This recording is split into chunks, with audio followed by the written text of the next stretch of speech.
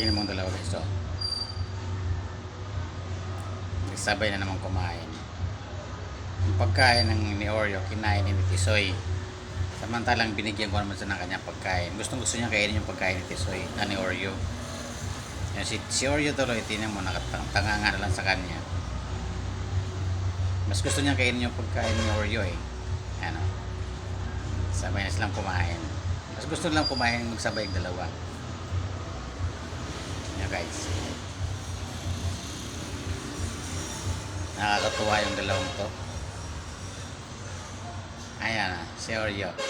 Inabot na ng kanyang kanyang libog. Samantalang pareha sila lalaki guys. Atin naman.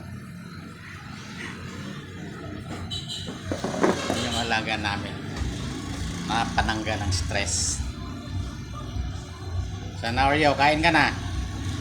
Ubos na yan, ito yung pagkain mo, wala. Sige na. Tisoy.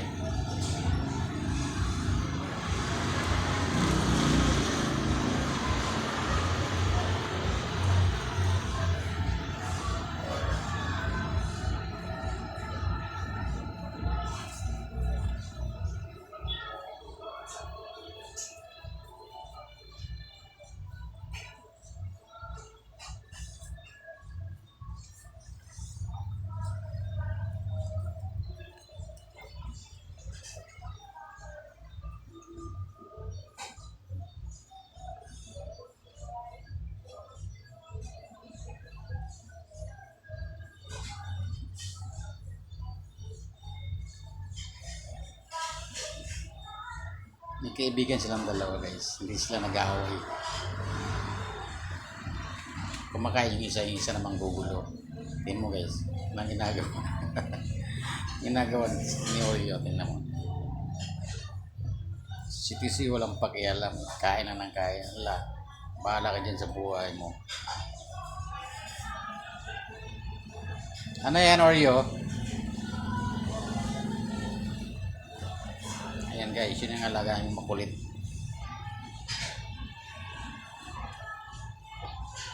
Namaya, mag-aarutan na naman yan.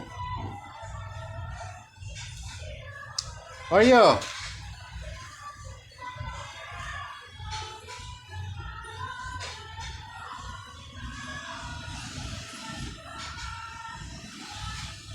Wala na. Wala na si Oreo, wala na. Iba nang iniisip ni Oreo, tingnan mo guys. Naliligaw na yan.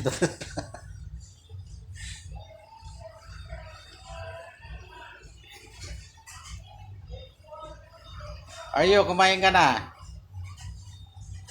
Mana? Gusto niya si Tisoy guys oh.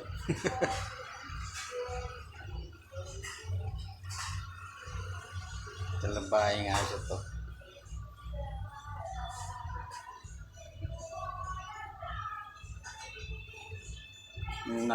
Wala na. Wala na guys. Kumain ka na lang oy. Kumain na Oreo, kumain na.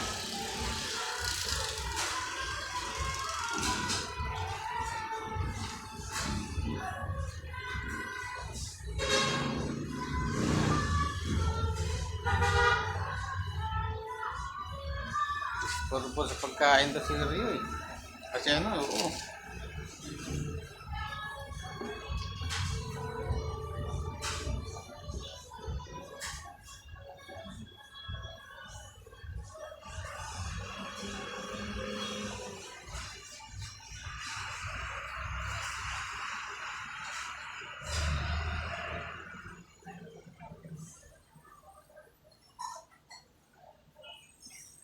Ka-Oreo ah.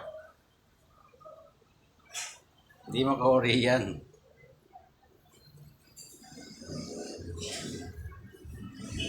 Walang pakialam si Tisoy oh. Kain na ng kain oh.